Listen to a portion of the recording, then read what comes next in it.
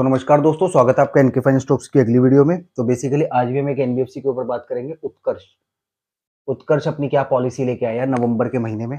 तो आज मैंने सोचा आपके साथ में डिस्कस कर लूं। ऑलरेडी मैं उत्कर्ष के ऊपर वीडियो बना चुका हूं और कुछ कुछ पॉइंट्स है जो मैंने सोचा एक बार आपके साथ में क्लियर कर लूं। सबसे पहली चीज, मिनिमम सिबिल कितना चाहिए? 650 चाहिए।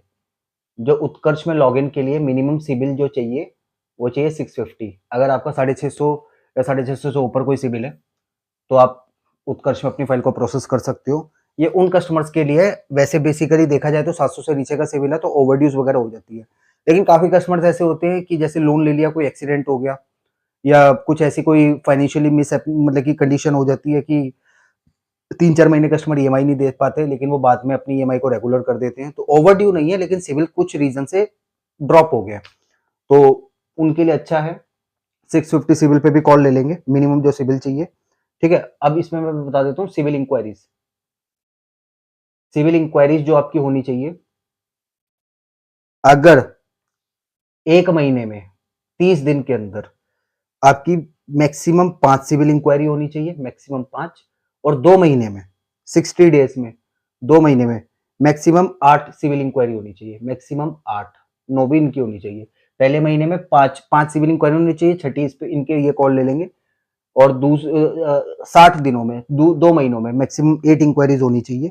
और इसके ज्यादा होती है तो ये केस सिविल इंक्वायरी पे ही खत्म कर देंगे। अब पार्ट पेमेंट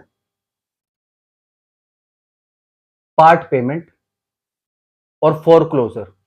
पार्ट पेमेंट और प्री पेमेंट मतलब फोरक्लोजर, अगर आप 6 मंथ बाद, 6 महीने बाद आप अपने पैसों से करवाते हो, ओन फंड से करवाते हो, तो चार्जेस है 0।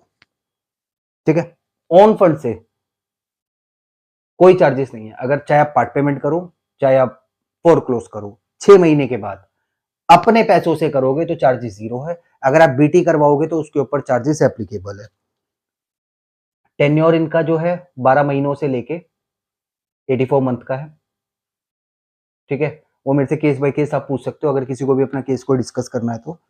टेन्योर जो है मिनिमम 1 साल का है, मैक्सिमम 84 मंथ का है, 7 ईयर्स का है। जो सैलरी चाहिए लॉगिन के लिए, जो सैलरी चाहिए मिनिमम, वो चाहिए 30,000 रुपए। चाहे आपकी कंपनी कैट ए आ रही है, बी आ रही है, सी आ रही है या फिर डी आ रही है। अगर आपकी सैलरी 30,000 रुपए है, चाहे आपकी company A I, B I, C I, D I, minimum salary 30,000 रुपए लॉगिन के लिए चाहिए। और अगर आपकी कंपनी कैटेगरी ई में आ रही है, इनकी कैटेगरी ई भी है, तो उसमें सैलरी चाहिए 35,000 रुपए। ठीक है, अगर आपकी कंपनी इनके पास में ए I, B I, C I, D आई, तो मिनिमम सैलरी चाहिए 30,000 रुपए। मतलब उत्कर्ष फाइनेंस में लॉगिन के लिए 30,000 रुपए मिनिमम सैलरी चाहिए। चाहे आपकी कंपनी ए हो, बी हो, सी हो, डी हो, 30,000 चाहिए। एक इनकी कंपनी आती है कैटी, उसके अंदर 35,000 रुपए चाहिए। अगर किसी को अपनी कंपनी चेक करवानी है या लिस्टेड भी करवानी है तो आप मेरे से कोऑर्डिनेट कर सकते हो। ठीक है, लोन अमाउंट जो इनका मिनिमम है वो 1.5 लाख है, मैक्सिमम 15 लाख है। ठीक है, और ये क्या क्या बीटी करते हैं? पर्सनल लोन बीटी करेंगे, चाहे आपका कोई लोन एनबीएफसी से चल रहा है, चाहे आपका लोन बैंक से चल रहा है। और ये क्रेडिट कार्ड भी बीटी करते हैं, पर्सनल लोन भी बीटी करते हैं और कार्ड भी बीटी करते हैं।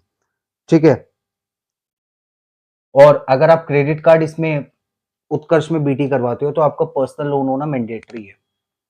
ठीक है, अगर आप क्रेडिट कार्ड को बीटी करवाते हो तो आपका पीएल 1 होना मैंडेटरी है।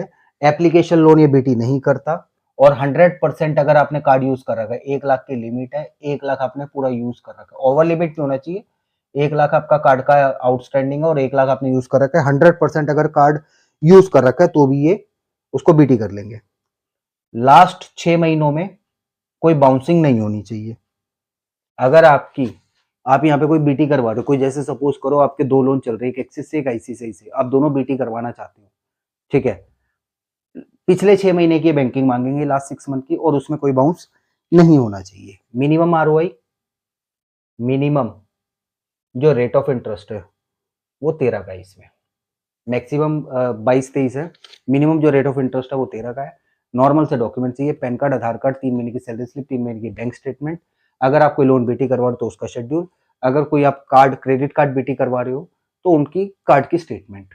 और मेरा नंबर आपको स्क्रीन पे दिख ही रहा है। अगर कुछ भी आपको डाउट होता है तो आप मेरे से कॉल करके पूछ सकते हो। तो बेसिकली आज उत्कर्ष स्मॉल फाइनेंस बैंक के बारे में जो मैंने आपको बताया वो इतना ही था। और आपको कुछ अगर इंक्वायरी है तो आप मेरे से कॉल करके पूछ सकते हो। तो आज की वीडियो में इतना ही। तो दोस्तों मिलते हैं आपसे अगली वीडियो।